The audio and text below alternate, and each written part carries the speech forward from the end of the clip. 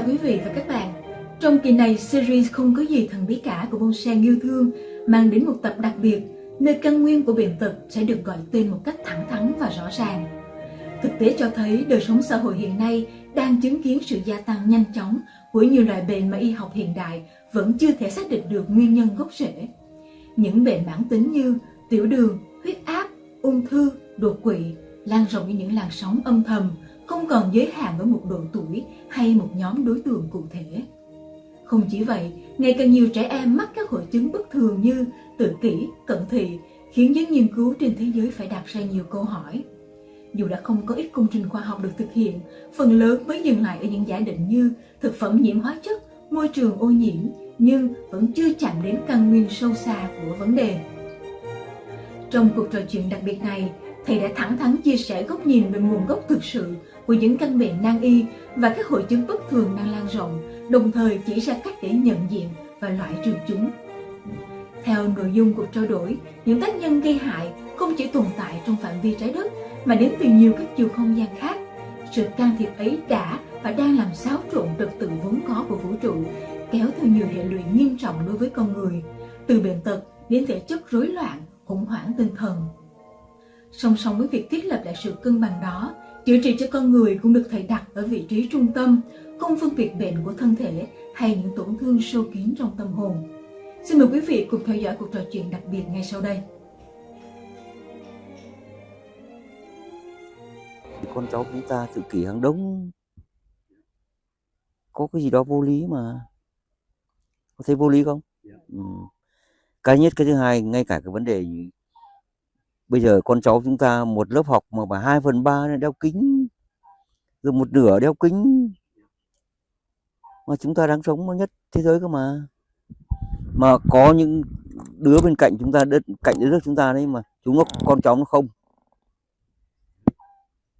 cái đó rất rõ mà. Vì vậy các con phải hiểu là gì, mặt trái nó cái vấn đề nó ở đâu. Hay như loại thầy chẳng hạn đấy nhé, sống rất lành mạnh, ăn uống sinh hoạt rất lành mạnh, không bao giờ ăn quá đà, mà không bao giờ ăn những cái thứ mà mình không ăn được. Hàng ngày thì sống rất là mạnh, đúng theo quy chuẩn, vẫn cứ tiểu đường, vẫn cứ huyết áp, chuyện đó là vô lý. Ngày xưa ông cha chúng ta có thế đâu hả?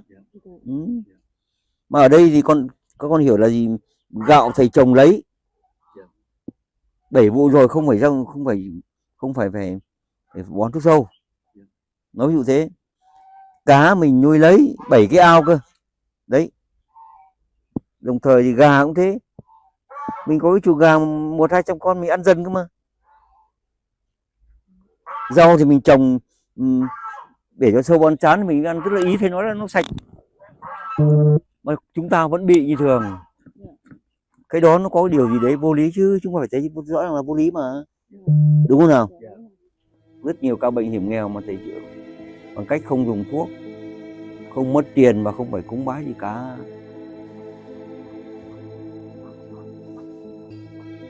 Vì vậy thầy phải hiểu đúng và làm đúng thì mới có kết quả chứ, đúng không?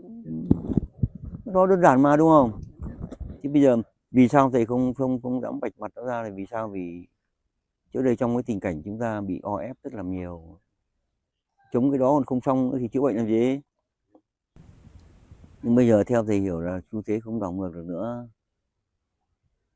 thì chúng ta phải vạch mặt cái bọn nó ăn cắp ăn trộm của chúng ta. Thì con cứ hiểu đơn giản thế này này, cái nội tạng phần vật chất ấy, nó giết người xong nó lấy nội tạng nó thay cho người bị ốm, có thật mà, đúng không?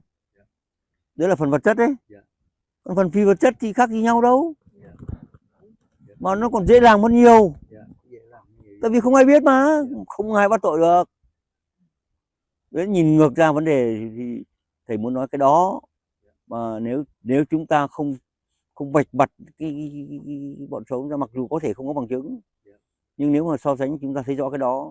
Tại sao chúng ta bị là vì sao? Nó chỉ mặt thầy, nó bảo là gì, bọn Việt Nam chúng mày là tốt nhất, không ăn cắp của chúng mày, không lấy của chúng mày, lấy của ai? Nó nói thẳng vào mặt đấy. Cái điều cực kỳ đau đớn luôn đấy, mà chúng ta không làm sao mà có thể bắt tội nó được. Nhưng bây giờ muốn hay không muốn thì ở chiều không gian thời gian khác thầy có thể nhìn thấy được nó, vấn đề đó, và chúng ta vạch mặt những kẻ đấy. Chứ nó nhờ các trí tuệ ngoài trái đất ấy, nhất là ông cha chúng nó, có những đứa nó xuống đây cả nhiều lần ấy, xuống trái đất này đầu thai này, nó làm dễ không mà, vì trí tuệ nó rất mạnh, rất cao, nó phát triển trước chúng ta nhiều lắm. Thì cái chuyện ăn cắp phi vật chất là chuyện bình thường, mà cái năng lượng phi vật chất, các vấn đề phi vật chất nó vẫn đang tồn tại mà, đúng không? Ngay cả tài sản phi vật chất chúng ta đang có mà, cái đó thế giới nó đang công nhận cái đó. Vì các vấn đề mà chúng nó xử lý bằng cách phi vật chất cũng không khác gì nhau cả. Vậy nếu chúng ta không đưa vấn đề này ra thì chúng ta sẽ như con bò sữa ấy, nó vắt suốt ngày thôi. Các con thấy một điều là gì, người Trung Quốc này, người Hàn Quốc này, người Nhật Bản này, bây giờ nó to lớn gấp 3 lần chúng ta đấy. Chúng ta càng ngày càng bé một cái lỗ mũi ấy. Mọi yếu tố mà trong quá trình con người phát triển là trong đó có yếu tố sức khỏe con người. Con hiểu chưa? Thể lực nó đi đôi với trí tuệ mà.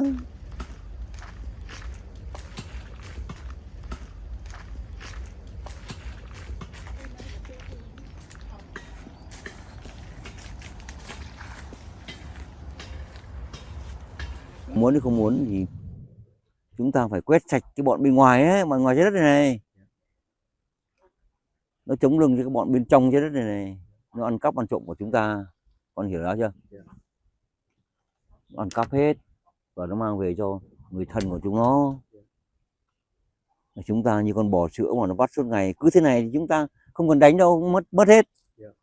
Thật đấy, mất hết. Tin thầy đi. Sức khỏe không còn, trí tuệ đâu ra? Trí tuệ tốt cũng chả làm cái gì cả, đúng không? Thế thì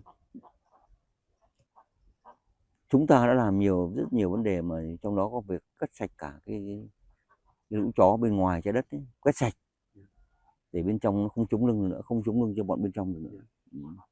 Bây giờ vì quét được sạch như vậy, chúng ta sẽ đưa lại cân bằng cho con người, cho con đất nước chúng ta, con người chúng ta, con người Việt Nam này. Thì vấn đề làm được cái đó thì thầy mới muốn nói ra cái đó. Con hiểu chưa?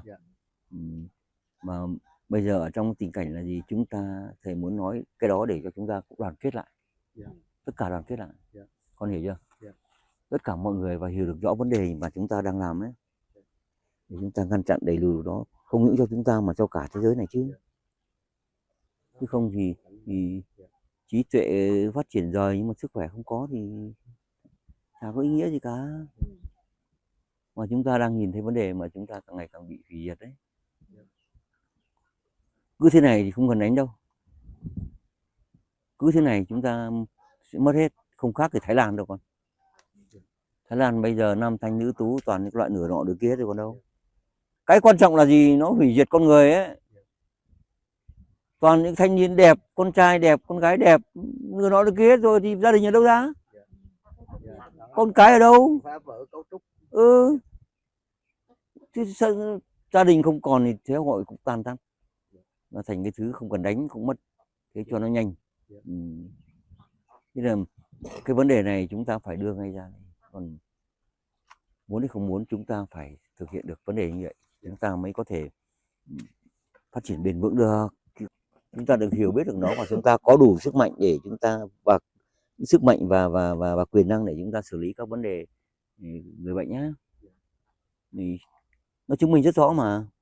Vì vậy các vấn đề mà thầy nói hôm nay nó cũng thế thôi, chỉ có điều là nó ở mức độ sâu xa hơn nữa.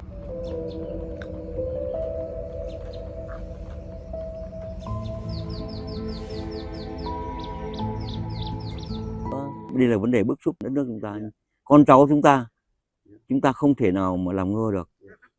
Nếu chúng ta không nhanh chóng vạch mặt kẻ xấu ra thì chúng ta cứ như con bò sữa suốt ngày nó bắt thôi. Rồi đến lúc chúng ta kiệt quệ rồi, lúc đấy biết rồi thì nói chuyện gì nữa.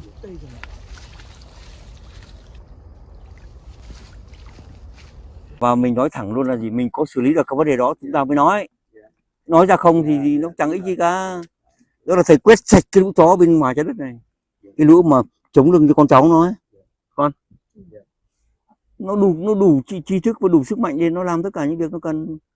Còn cái tưởng tượng thế này thay đổi nội tạng một phần vật chất được thì phi vật chất còn nhanh hơn, thế cho nó nhanh đấy, không khác gì nhau cả, vì chúng ta sống trong quy luật dĩ nhiên mà. Nên chúng ta không thể phủ nhận cái đó được. Mà cái đó là bây giờ nếu chúng ta không vạch mặt ra, không đưa ra công luận các vấn đề này thì trong tương lai gần chúng ta chết hết. Nó không có đạo đức đâu. Nên chúng ta mới có thể thoát được, chứ không thì không cần đánh đâu con. Cứ thế này trong tương lai gần chúng ta không còn người đâu. Thời điểm này là chúng ta có cái hay là gì? Chúng ta đã xử lý được các vấn đề bên ngoài trái đất rồi. Chuyện cái bọn nó nhờ các bọn ngoài ăn cắp ăn trộm thì giết hết, tiêu diệt hết, hủy diệt hết. Một cái thế giới mà làm trái đạo lý như vậy, trái đạo đức như vậy không được phép tồn tại. Thì chúng ta đưa ra là vì chúng ta đã xử lý được nó thì chúng ta mới đưa, còn không thì thôi.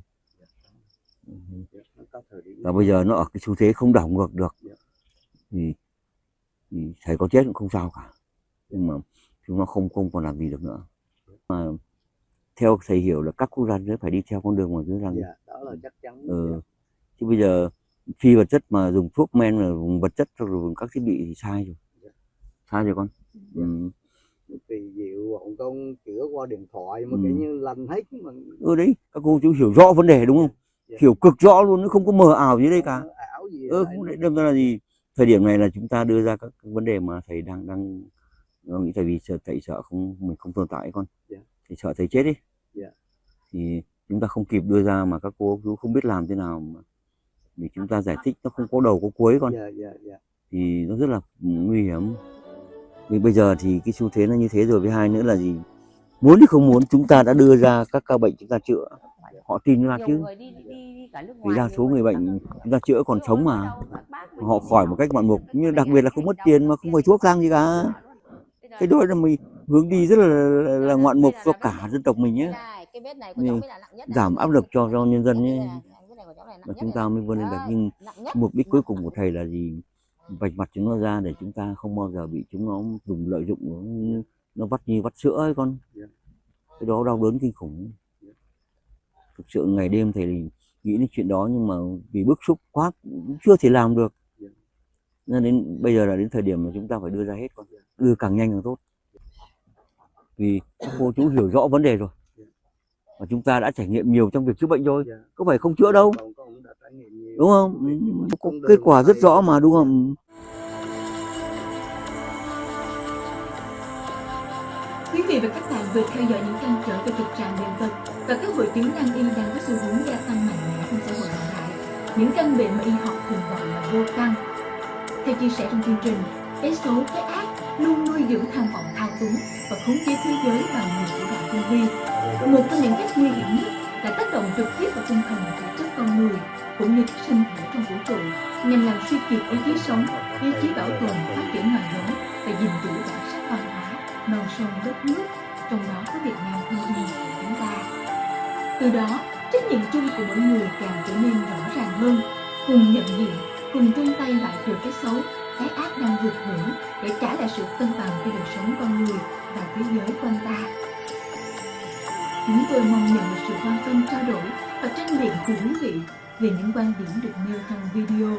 Mọi ý kiến, thắc mắc xin vui lòng liên hệ qua email bongsenngưatgương@gmail.com.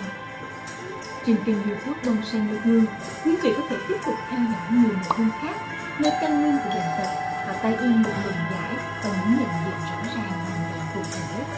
Quý vị cũng có thể tìm hiểu thêm con đường hành động qua website www.bongsenngưatgương.com do nhóm Bông Sen Yêu Thương thuộc Trung tâm Phương Sơn.